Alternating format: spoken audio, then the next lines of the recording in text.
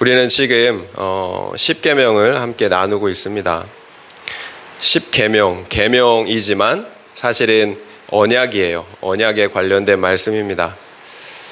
하나님께서 이스라엘 백성들에게 언약을 맺으시면서 맺겠다고 하시면서 이렇게 말씀하셨잖아요. 너희가 내 말을 잘 듣고 내 언약을 지키면 너희가 내 소유가 되고 제사장 나라가 되고 하나님의 거룩한 백성이 될 것이라고 말씀하셨습니다. 그러니까 계명이라고 우리가 부르지만 계명이라고 보기보다는 언약으로 봐야 된다라는 거예요. 10가지 언약의 말씀이라는 거예요. 너희가 이 10계명, 그 언약의 말씀을 듣고 잘 지키면 너희가 내 언약 안에 거한다라는 거예요. 그래서 그 언약 안에서 약속한 복들을 너에게 허락해 주시겠다라는 것입니다.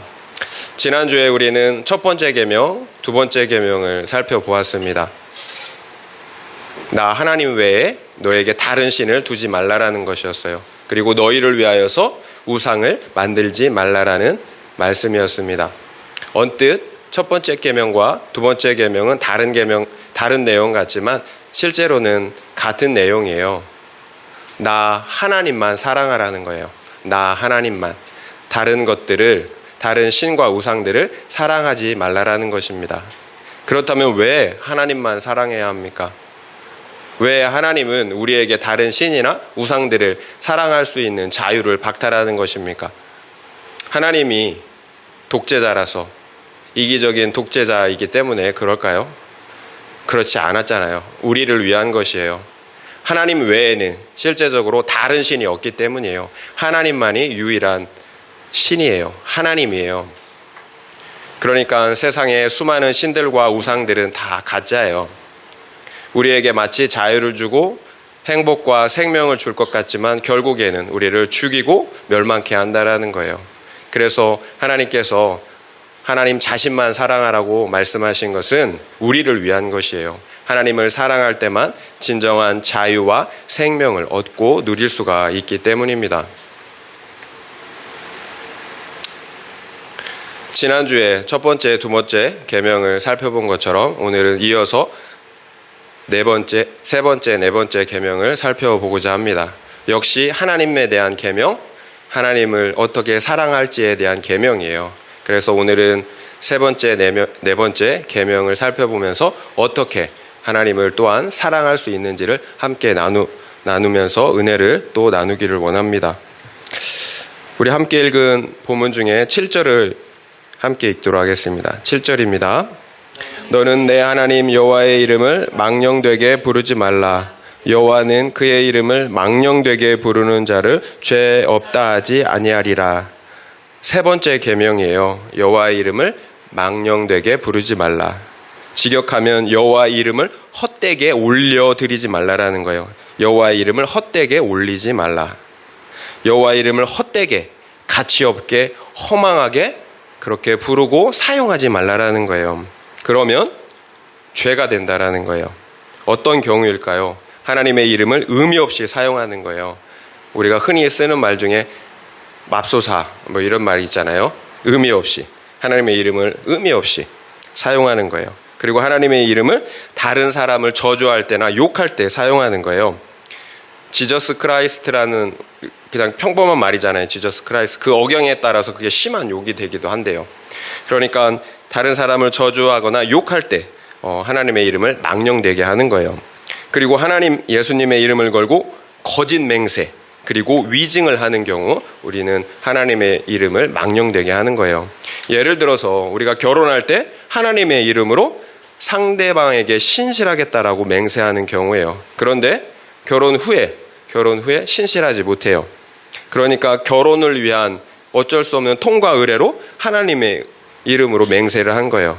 그렇다면 그렇게 사용했을 때는 하나님의 이름을 망령되게 사용한 거예요.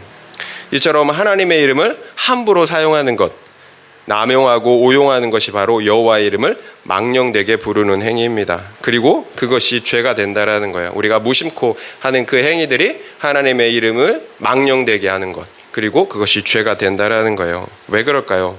그 사람의 이름이 그 존재와 인격을 대변하기 때문이에요. 여러분 중에 아버지나 어머니의 이름을 함부로 부르는 사람들이 있습니까? 막 불러요. 어머니나 아버지의 이름을. 그러면 그런 사람을 뭐라고 해요? 후레 자식이라고 하죠. 후레 자식. 또 만약 조선시대에 우리가 태어났다면 왕의 이름을 함부로 부를 수가 있었을까요? 큰일 날 일이죠. 큰일 날 일이에요. 그런데 하나님은 눈에 보이지 않잖아요. 그렇죠? 그러니까 우리가 쉽게 생각하는 거예요. 결국 하나님에 대한 우리의 태도가 하나님의 존재에 대한 우리의 태도라는 거예요. 그래서 하나님의 이름을 헛되게 부르고 사용해서는 안 된다라는 것입니다. 그러나 하나님의 이름을 망령되게 일컫지 말라라는 말씀은 단지 말로만 범하는 죄가 아니에요. 우리의 삶으로 하나님의 이름을 망령되게 하는 모든 행위들을 포함하는 의미예요. 너는 내 이름에 먹칠을 했다. 이게 무슨 상황일까요? 너는 내 이름에 먹칠을 했다. 아버지가 자식에게 하는 이야기예요. 자기 자식이 잘못된 언행으로 아버지의 이름에 누를 끼쳤을 때 하는 말이에요. 이처럼 자식의 언행을 통해서 아버지의 이름에 누가 되기도 하고 영광이 되기도 한다라는 거예요. 마찬가지예요. 우리의 삶을 통해서 하나님의 이름이 높임을 받기도 하고 그리고 땅에 떨어지기도 한다라는 것입니다. 에스겔 36장 10절 말씀에 이런 말씀이 있어요. 내 거룩한 이름이 이스라엘 자손들로 말미암아 더러워졌다라고 말씀해요. 내 거룩한 이름이 이스라엘 자손들로 말미암아 그들의 언행으로 말미암아 더러워졌다라는 거예요. 나는 예수를 믿는 사람이라고 말합니다. 그런데 그의 삶을 보면 전혀 믿는 사람 같지가 않아요. 세상 사람들과 별반 다르지 않다라는 거예요. 똑같이 이기적이고 탐욕적이에요. 그리고 똑같이 불법을 행한다라는 거예요. 그러면 이런 언행이, 이런 삶이 아버지 하나님의 이름을 더럽게 한다라는 거예요. 이것이 망령되게 하는 거예요. 말뿐만 아니라 그의 삶이 하나님의 이름을 망령되게 한다라는 거예요. 왜 그럴까요? 마태복음 15장 8절에 이런 말씀이 있습니다. 예수님이 하신 말씀이에요. 이사야에도 동일한 말씀이 나오는데요. 이 백성이 입술로는 나를 공경하되 마음은 내게서 멀드다. 입술로는 하나님을 공경한다라고 하는데 마음이 먼 거예요. 마음에는 공경하는 마음이 없다라는 거예요. 결국 우리의 언행은 마음의 문제인 거예요. 마음의 문제. 우리가 하나님의 이름을 망령되게 행하는 것, 망령되게 언행을 일삼는 것은 우리의 마음의 문제라는 거예요. 우리가 진실로 하나님을 경외하지 않기 때문이에요. 그래서 하나님의 이름을 함부로 헛되게 부르고 사용하는 거예요. 그리고 우리의 삶이 헛되게 그렇게 삶으로 하나님의 이름을 더럽게 하는 거예요. 입술로는 주여 주여 하지만 내 마음대로 사는 거예요. 내가 선악의 기준이 되어서 내 옳고 그름으로 살아가는 거예요. 말씀 없는 삶을 산다라는 거예요. 왜 그럴까요? 그 마음이 거듭나지 못했기 때문에 진정한 회개가 없었다라는 거예요. 그래서 입술로는 주여 주여 하지만 하나님의 이름을 부르지만 그 삶은 여전히 내 욕심을 따라 살아간다라는 거예요. 그러니까 하나님은 그저 내 필요의 대상인 거예요. 내가 아쉬울 때 나에게 복을 주는 그저 필요의 대상인 거예요. 사랑의 대상이 아니라는 거예요. 하나님은 우리와 사랑의 관계를 맺기를 원하시는 거지 그저 필요의 대상이 되길 원하시지 않는다라는 거예요. 문제는 그러면 내가 부르는 그 하나님의 이름에는 어떤 능력도 나타나지 않는다라는 거예요. 내가 가지고 있는 그 믿음이 나를 구원할 수가 없다라는 거예요. 신약에 이런 분명한 사례가 나와요. 바울이 에베소에서 예수의 이름으로 놀라운 능력들을 행하였습니다. 병든 사람을 고치고 귀신 들린 사람들을 고쳤어요. 심지어 바울의 몸에서 손수건을 가져다가 병든 사람에게 얹으니까 그 병이 치유되는 거예요. 그리고 악기도 떠나가는 거예요. 그러자 어떤 사람들이 이것을 보고 바울이 전파하는 그 예수의 이름으로 귀신을 쫓아내려고 한 거예요. 오늘날로 치면 예수의 이름으로 명하노니 귀신아 떠나갈지어다. 이렇게 이제 명령을 했겠죠. 예수의 이름으로. 그러면 귀신이 벌벌 떨면서 아이고 무서워하고 떠나갔을까요? 아니에요. 오히려 귀신이 비웃는 거예요. 내가 예수도 알고 바울도 아는데 너는 누구냐라는 거예요. 그리고 그 귀신 들린 사람이 그에게 달려들어서 해치니까 그들이 옷까지 벗겨진 상태에서 수치스러운 상태에서 도망가야 했다라는 거예요. 무엇을 알 수 있을까요? 말로 우리가 믿는다라고 얘기하는 것 중요하지 않다라는 거예요. 성경은 나를 존중히 여기는 자는 나를 존중히 여기는 자를 내가 존중히 여기고 나를 멸시하는 자를 내가 경멸하리라고 말씀하고 있어요. 하나님께서는 나를 존중히 여기는 자를 나도 존중히 여기겠대요. 하지만 나를 멸시하는 자를 나는 그를 경멸히 여긴다라고 말씀하는 거예요. 그러니까 우리가 하나님을 어떻게 대하는지 그 대하는 것에 따라서 하나님도 우리를 그렇게 대해 주시겠다라는 거예요. 나를 존중히 여기는 자에게 나의 존중을 나타내겠고 나를 멸시하는 자에게 내가 멸시하겠다라는 거예요. 결국 우리가 하나님과 예수님을 믿는다고 떠들고 다니는 것보다 더 중요한 것은 하나님과의 실제적인 관계를 맺는 거예요. 하나님과의 실제적인 관계. 그래서 실제로 하나님을 믿고 경외하는 거예요.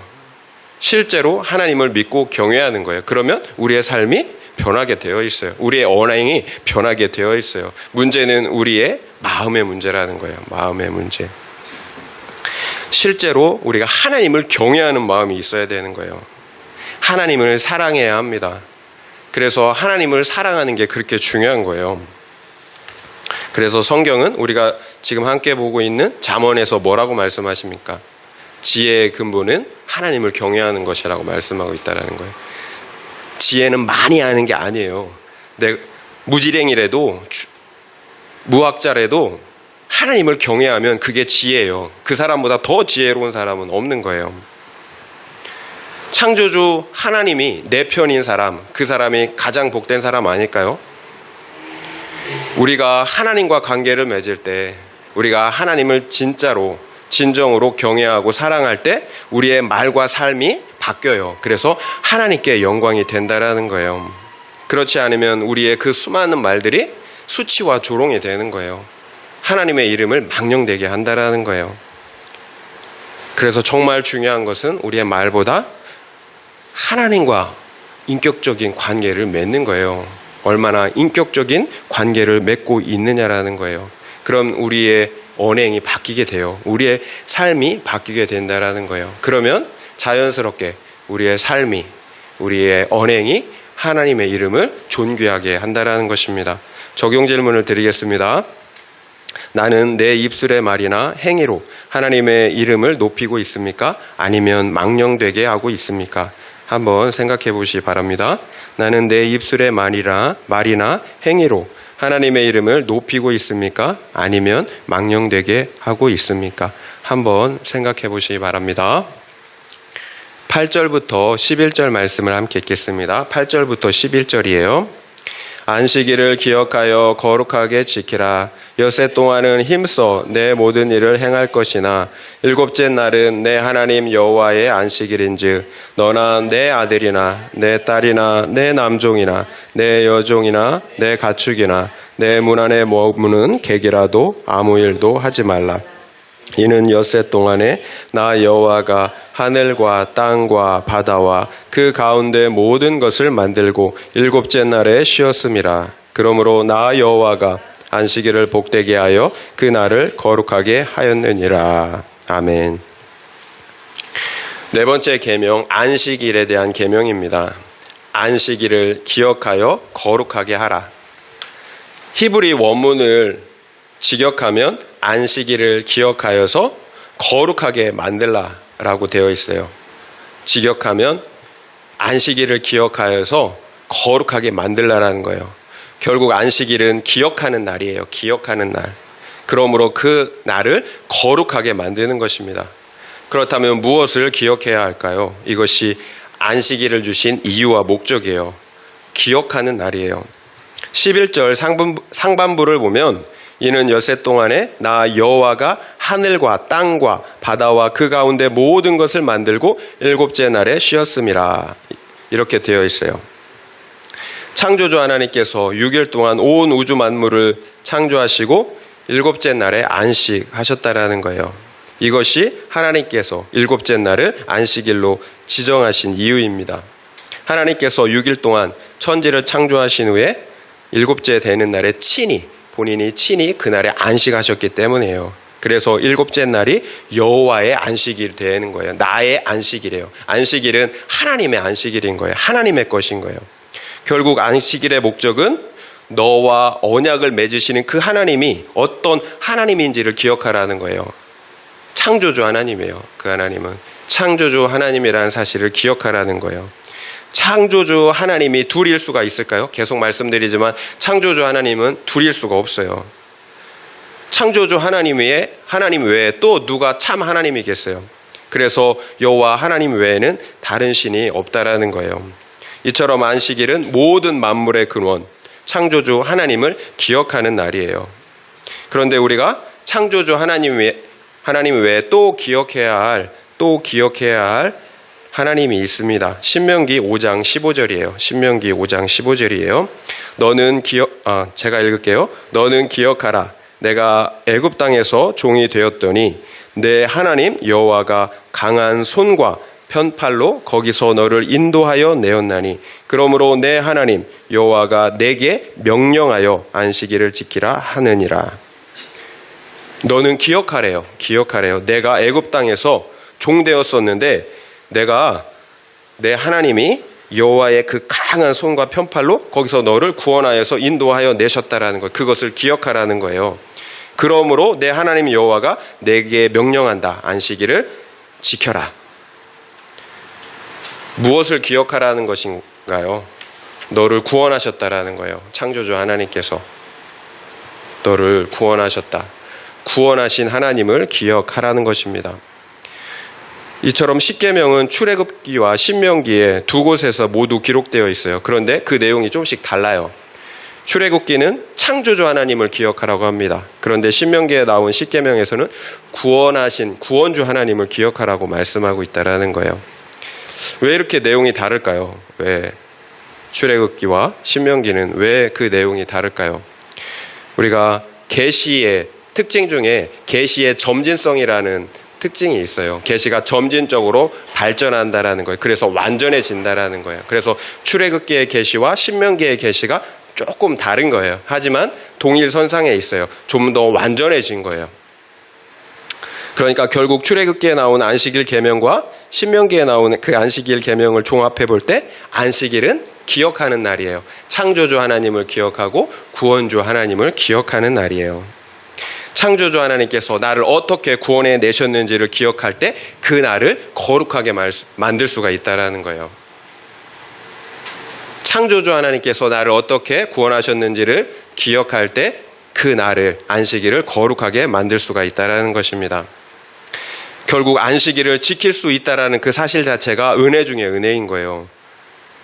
구원받지 못한 사람들은 안식일을 지킬 수가 없잖아요. 언약 안에 있지 않는 사람, 구원받지 못한 사람은 안식일을 지킬 수가 없어요. 그래서 안식일 그 자체를 지킬 수 있다라는 그 자체가 은혜라는 거예요. 안식일에 대한 좀 더 분명한 이해가 필요할 것 같아요. 최초의 안식일은 이미 언급된 것처럼, 말씀에서 언급된 것처럼 하나님께서 온 우주 만물을 6일 동안 창조하신 후에 7일째 되는 날 안식하신 것입니다. 그래서 그날을 하나님께서 거룩하게 복되게 하신 거예요. 여기에서 중요한 것은 하나님께서 단순하게 7일째에 쉬었다라는 것이 아니에요. 영원 안에 계시는 하나님께서 우리 인간처럼 시간 안에 갇혀 있는 분이 아니라는 거예요. 하나님은 시간을 초월하세요. 그러니까 단순하게 그 안식일이 하나님께서 그냥 그 날에 쉬었다라는 그 의미가 아니라는 거예요.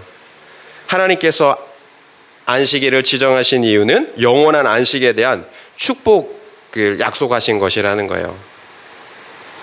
우리에게 영원한 안식이 있다라는 사실을 말씀해 주시고 있다라는 거예요. 최초의 인류 아담이 언약 안에 거하기만 했다면 하나님과 함께 영원한 안식을 누릴 수가 있었다라는 거예요. 이것이 최초의 언약이었어요. 그러나 아담은 그 언약의 복을 누릴 수가 없었어요. 우리가 다 아는 것처럼 언약의 말씀을 지키지 못했기 때문입니다. 결국 모든 인류는 여호와의 안식에 들어갈 수가 없는 비참한 상태가 되고 말았어요. 그 범죄함으로 말미암아 영원한 사망에 처해지고 말았다라는 거예요. 이것이 오늘날 모든 인류의 현실이잖아요. 그러나 감사하게도 하나님께서는 그런 우리에게 영원한 안식에 들어갈 수 있는 은혜를 또다시 허락해 주신 거예요. 그냥 되었습니까? 하나님께서 죽어주셨기 때문이에요. 우리의 죄를 위해서 대속해 주셨기 때문이에요. 죄와 사망을 이기시고 우리를 구원해 주셨기 때문이에요. 그래서 우리가 창조주 하나님뿐만 아니라 우리를 구원하신 구원주 하나님을 기억해야 하는 것입니다. 사실 구약의 안식일과 신약의 주일은 다른 날이에요. 전통적으로 지금 우리가 지키고 있는 주일은 구약 안식일의 다음 날이에요. 우리 주님이 부활하신 그날을 우리가 주일로 안식일로 지키고 있는 거예요. 기존에 있는 안식일 다음 날이라는 거예요. 그래서 어떤 이단들은 구약의 그 안식일을 지키지 않기 때문에 우리 개신교회는 구원이 없다라고 이렇게 말하기도 한다라는 거예요. 이렇게 접근하기도 한다라는 거예요. 그러나 앞서서 말씀드린 것처럼 우리 주님이 부활하신 주일이 새로운 안식일이 될 수 있는 이유가 있잖아요. 그날이 우리를 다시 영원한 안식에 들어갈 수 있도록 구원하신 날이기 때문이에요. 또한 우리 주님이 새로운 안식일의 주인이신 구원주 하나님이시기 때문이라는 거예요. 예수님이 부활하셨기 때문에 우리를 구원하신 그 분이 하나님이라는 사실을 우리는 알 수가 있어요. 하나님 외에 누가 죽음을 이기시고 부활할 수가 있겠어요? 하나님께서 우리에게 안식할 수 있는 새 날을 주신 거예요. 그래서 구약을 옛 언약이라고 하고 예수님께서 십자가에서 새롭게 하신 그 언약을 새 언약이라고 하는 거예요. 그래서 안식일이 주님이 부활하신 우리를 구원하신 그 날이 될 수가 있는 거예요. 그러나 더 중요한 것은 날짜보다 안식일의 의미예요. 토요일을 지키던 일요일을 지키던 사실 그거는 두 번째 문제예요. 더 중요한 것은 안식일. 하나님께서 우리에게 주신 그 안식일의 의미대로 안식일을 지키는 거예요. 중요한 것은 창조주 하나님, 구원주 하나님을 기억하는 거예요. 이것이 빠진다면 그것은 진정한 안식일을 지키는 게 아니에요. 날보다 더 중요한 것은 창조주 하나님, 나를 구원하신 그 하나님을 기억하는 거예요. 그래서 그 날을 거룩하게 하는 것입니다. 그리고 영원한 안식에 들어갈 수 있다는 사실을 기억하고 안식하는 거예요. 우리는 영원한 안식에 들어갈 수 있는 약속이 있는 사람들이에요. 9절 10절을 보면 안식일을 어떻게 지켜야 하는지에 대한 구체적인 지침이 나오고 있어요. 엿새 동안은 너희가 힘써서 자기 일을 하지만 일곱째 날은 너 자신을 포함하여서 아들이나 딸이나 남종이나 여종이나 객이나 심지어는 가축까지도 아무 일도 하지 말아야 한다라고 말씀하고 있어요. 이처럼 안식일은 모든 사람이 짐승까지 모든 일을 멈추고 쉬는 날이에요. 그러나 일을 멈추고 쉬는 것보다 더 중요한 것은 왜 멈추고 쉬느냐라는 거예요. 왜 멈추고 쉬느냐. 쉬는 것이 중요한 게 아니라 왜 멈추고 쉬느냐라는 거예요. 하나님을 기억해야 하기 때문이에요. 하나님을 기억해야. 결국 안식일의 목적은 단순히 쉬는 게 아니에요. 그 쉼을 통해서 하나님을 기억하고 예배하는 것입니다. 쉬지 않으면, 멈추지 않으면 하나님을 기억하고 예배할 수가 없기 때문이에요. 그렇다면 진정한 쉼과 안식은 어디에 있을까요? 하나님을 예배할 때 진정한 쉼과 안식을 누릴 수가 있습니다. 우리는 이 사실을 잊지 말아야 돼요. 진정한 쉼과 안식은 하나님께 예배할 때 누릴 수가 있어요. 우리에게 약속된 영원한 안식은 영원토록 하나님과 함께하는 거예요. 하나님을 영원토록 예배하는 거예요. 천국은 다른 곳이 아니에요. 하나님과 함께하는 거예요. 지옥 역시 다른 것이 아니에요. 하나님과 영원히 단절된 상태가 지옥이에요. 하나님을 떠났기 때문에 고통이고 죽음인 거예요. 이것이 지옥의 본질이에요. 하나님과 단절된 것. 결국 생명과 안식은 하나님과 연합되는 거예요. 하지만 죽음과 고통은 하나님과 단절이 되는 거예요. 만약 하나님께서 안식일을 구체적으로 명령하지 않았다면 우리가 과연 자발적으로 그 안식일을 쉴 수가 있을까요? 월세를 내는 자영업자들 있잖아요.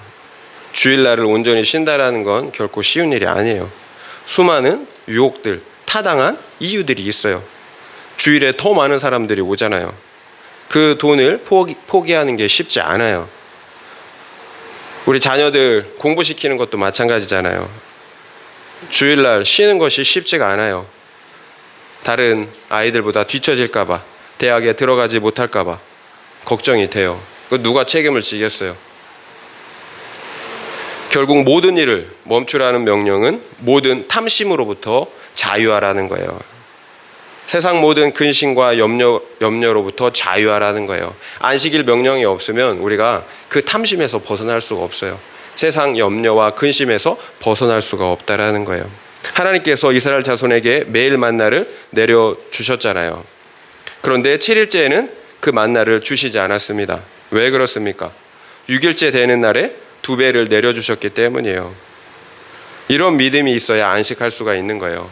하나님께서 책임져 주신다라는 거예요.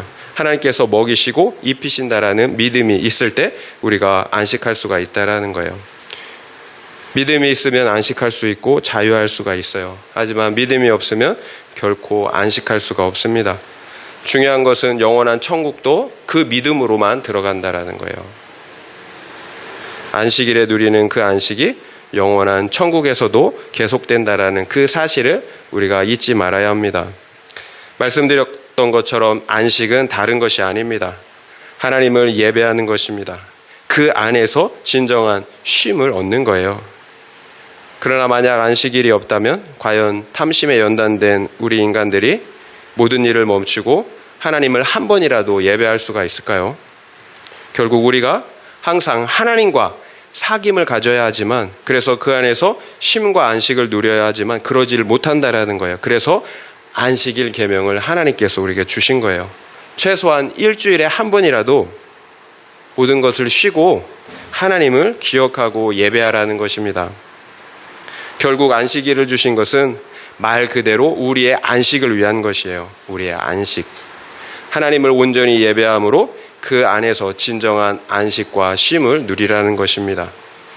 그래서 모든 탐심으로부터 자유하고 또 세상의 근심과 염려로부터 자유하라는 것입니다.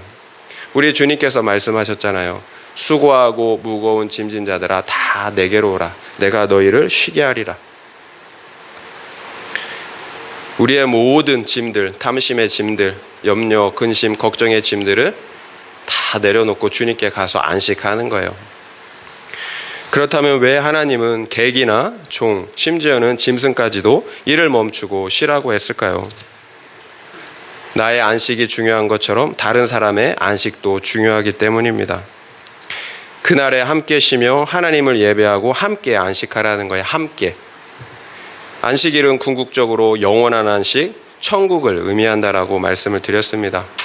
결국 너희는 너 자신의 구원뿐만 아니라 심지어 종이나 짐승처럼 낮고 천한 다른 사람들의 영혼 구원을 위해서도 애쓰고 힘써야 된다는 것입니다. 이기적으로 너만 안식해서는 안 된다는 거예요. 함께 안식하라는 거예요. 누가복음 6장 9절에서 10절 말씀을 여러분에게 읽어드릴게요. 예수님께서 하신 말씀입니다. 예수께서 그들에게 이르시되 내가 너에게 묻노니 안식일에 선을 행하는 것과 악을 행하는 것, 생명을 구하는 것과 죽이는 것 어느 것이 옳으냐 하시며 무리를 둘러보시고 그 사람에게 이르시되 내 손을 내밀라 하시니 그가 그리하매 그 손이 회복된지라. 예수님께서 안식일에 손 마른 사람, 손 불구를 치유하시면서 하신 말씀이에요. 안식일을 어떻게 지켜야 하는지에 대한 분명한 교훈이에요. 안식일에 선을 행하는 것과 악을 행하는 것, 생명을 구하는 것과 죽이는 것, 어느 것이 옳으냐. 안식일의 대원칙이 무엇입니까? 안식일을 기억하여 거룩하게 지키라는 것입니다. 거룩은 구별이에요.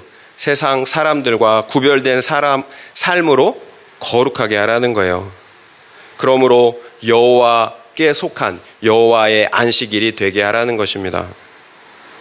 안식일에는 선을 행해야 합니다. 생명을 구하는 일을 행해야 합니다. 그러나 안식일을 철저하게 준수하려고 했던 유대 지도자들은 이런 예수님을 비난하고 죽이려고까지 하였어요. 종교 지도자들의 문제는 무엇일까요? 안식일의 정신과 의미보다는 안식일의 규정만을 문자적으로 또 율법적으로만 지키려고 했기 때문이에요. 마음이 없었다라는 거죠. 결국 그들 안에는 하나님을 예배할 때 누리는 진정한 안식이 없었던 거예요. 하나님과의 관계에 문제가 있었던 거죠. 항상 모든 일에는 하나님과의 관계의 문제예요. 우리 역시 마찬가지예요. 하나님을 만나지 못하고 예배하지 못한다면, 그래서 진정한 안식을 누리지 못한다면 예수님을 비난했던 종교 지도자들처럼 계명의 형식만 붙잡게 된다라는 거예요. 율법주의가 되고 마는 거예요. 결국 안식일은 무조건 쉬는 날, 무의도식하는 날이 아니에요. 예배 드렸다, 끝. 이런 날이 아니라는 거예요. 세상 향락이나 오락에 취해서 사는 날은 더더욱 아니라는 거예요. 다른 사람의 안식을 위해서, 영혼 구원을 위해서 더 적극적으로 사랑과 선을 행하는 날입니다. 이것이 안식일을 기억하여 거룩하게 하라는 말씀의 진정한 의미예요. 그렇다면 지금까지 나누었던 안식일의 계명을 종합해 보겠습니다. 안식일 계명의 대원칙은 안식일을 기억하여 거룩하게 하라는 거예요. 기억하여서 거룩하게 하라는 것입니다. 그 구체적인 방법으로는 세 가지가 있었어요. 세 가지. 첫 번째는 나를 구원하신 창조주 하나님을 기억하여 예배하는 것입니다. 하나님을 기억하여 예배하는 것입니다. 두 번째는 하나님을 기억하여 예배하기 위해서는 모든 일을 쉬어야 합니다. 예배하기 위해서 모든 일을 쉬어야 합니다. 쉬는 것입니다. 세 번째로 다른 사람의 안식을 위해 사랑과 선을 행하는 것입니다. 이것이 안식일 계명의 핵심이에요. 나를 구원하신 창조주 하나님을 기억하여 예배함으로 온전한 안식을 누리는 것입니다. 그리고 다른 사람의 안식을 위해서 선을 행하는 것입니다. 무엇을 알 수가 있습니까? 우리가 하나님을 예배할 때만 진정으로 안식일을 거룩하게 지킬 수가 있다는 거예요. 결국 안식일은 온전히 하나님만 예배하는 날입니다. 그렇다면 안식일을 기억하여 지키라는 네 번째 계명과 첫 번째 계명, 두 번째 계명, 세 번째 계명들은 어떤 관계가 있을까요? 다른 계명들과 어떤 관계가 있을까요?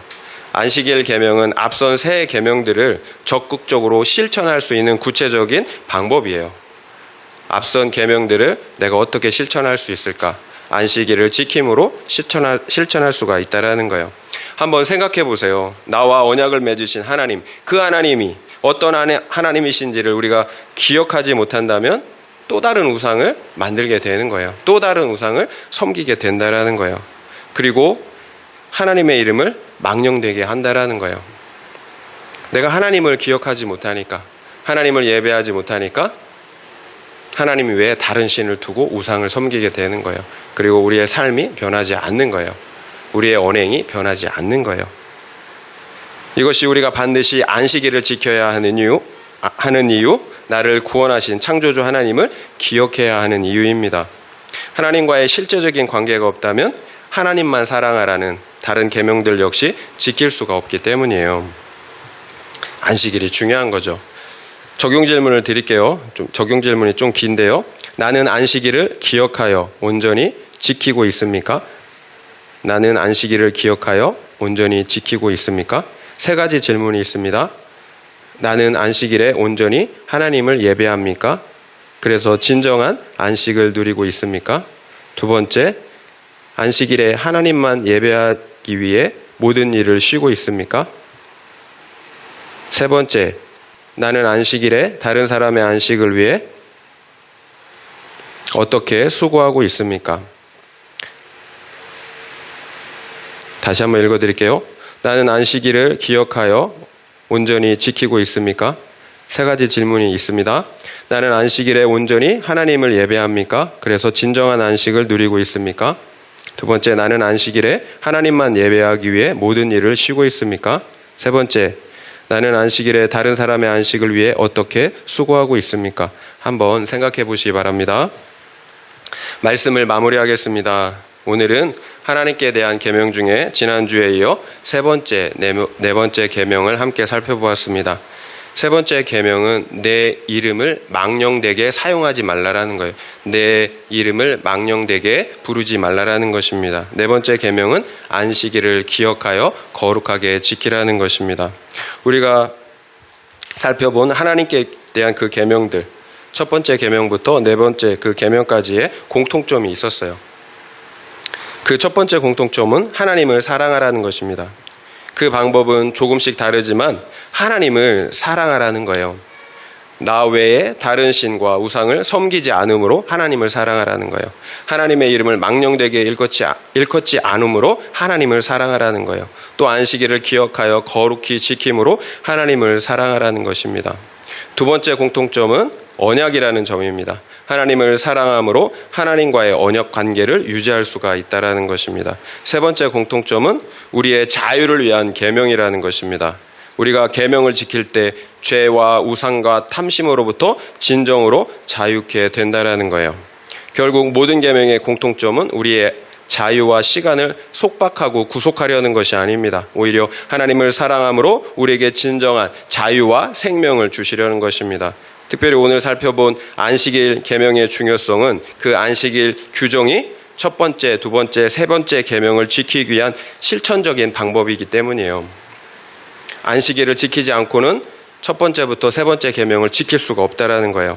안식일을 기억하여 지킴으로 우상을 섬기지 않을 수가 있는 거예요. 또 하나님의 이름을 망령되게 하지 않을 수가 있다라는 거예요. 그렇다면 어떻게 안식일을 지켜야 합니까? 나를 구원하신 창조주 하나님을 기억하고 예배함으로 안식해야 합니다. 그러므로 안식일을 거룩하게 만들어야 합니다. 나를 창조하신 하나님이 나를 구원하시기 위해서 죽어주셨어요. 십자가에서 창조주 하나님이 나를 위해서 창조주 하나님이 십자가에서 죽어주셨어요. 그래서 우리를 구원해 주셨습니다.